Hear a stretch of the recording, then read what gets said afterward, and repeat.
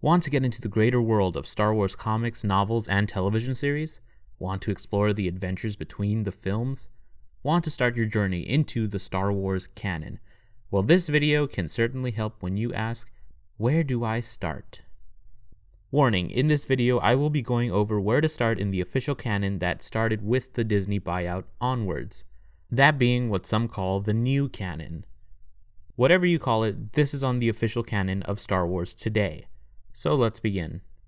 So you've seen all 7 movies, and you want to know where to start in Star Wars canon. I always recommend people who are fresh off the movies to start with a television series.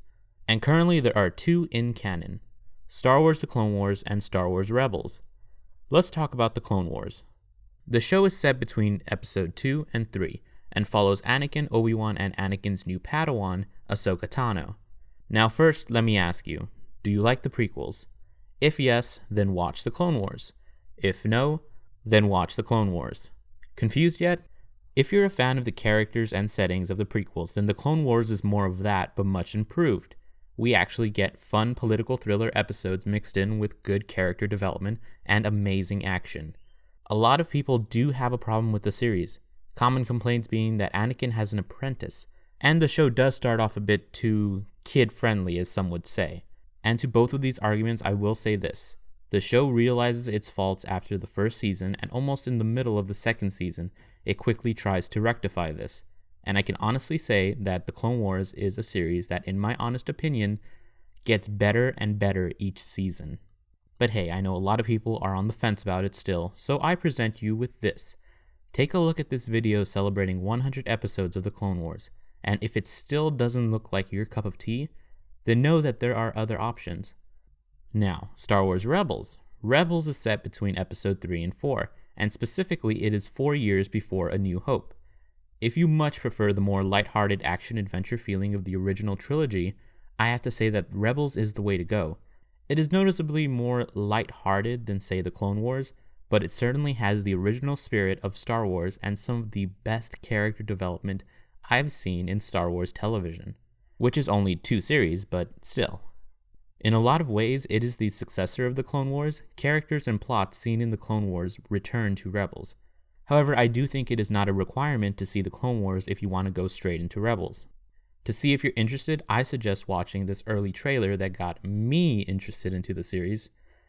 And if that one doesn't do it for you, here is the Season 2 mid-season trailer, chopped full of spoilers, but it does show the mood and feeling of the later part of Season 2, and more than likely the series onwards once Season 3 starts back up. Now, before I continue on to novels and comics, I want to discuss multimedia projects. Stories under a certain label that emphasize a set time in the Star Wars canon, or initiative pushed by Lucasfilm. First up is The Clone Wars Legacy. Really, the only reason you should delve into this is if you finished The Clone Wars and want to see and read the unfinished stories of The Clone Wars that sadly never got into television due to The Clone Wars being cancelled. It includes a novel about Asajj Ventress, a 4-part comic ending Maul's subplot in The Clone Wars, and 8 unfinished episodes still only as story reels, but they have the finished audio, so it is basically 8 more episodes of The Clone Wars, found for free at StarWars.com. The second multimedia project is The Journey to the Force Awakens.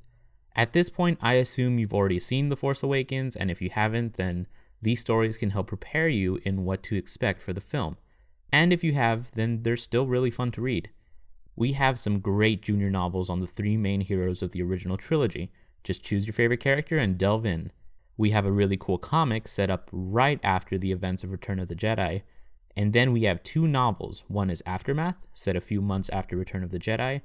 However, I wouldn't recommend it for a starting point because a lot of individuals find the writing style very hard to swallow.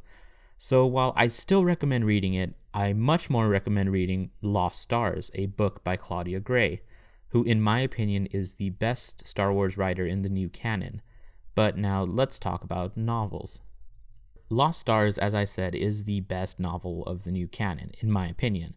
It's about 2 childhood friends who ended up on opposite sides of the war. You see their blossoming relationship while also seeing a lot of behind-the-scenes action during and between the original trilogy. You see the soldier's point of view of every battle from episode 4 through 6, and even a little beyond that. It's a great book, and I can't honestly recommend it enough. Another good start for the people who enjoyed The Force Awakens but perhaps wanted more politics in their movie, check out the other novel by Claudia Gray called Bloodline, which is essentially a political thriller set just 6 years before The Force Awakens, centering around Leia and her relationship with the New Republic Senate and a mysterious new enemy that does in fact tie into The Force Awakens. It's another really great read. You really delve into Leia's character in a way no book, comic, and yeah, even movie has done before. Now, if those two didn't sound interesting to you, do some research on the new canon novels, because each book is usually a standalone story, so choose what interests you the most and pick it up. Comic book wise, I would recommend the same thing, but the ongoing series right now are Star Wars and Darth Vader, both set after Episode 4 and both set at the same time, meaning there's a lot of crossover between the two. You delve more into the characters of Vader, Luke, Han, and Leia, as well as Obi-Wan. They all get more character development, and there's a lot of great plot points not only connecting to the other comic series, but to the original trilogy itself. Kanan was an amazing ongoing series that is no longer ongoing, but it's still a must-read if you are a fan of Star Wars Rebels and want to know more of the backstory of fan-favorite Jedi Kanan Jarrus. There's a new ongoing series called Poe Dameron, focused on Poe in his search for Lor San Tekka. Wanted more Poe after watching The Force Awakens? Check out this comic. Last but not least, I need to share this awesome website I just discovered while writing the script to this video.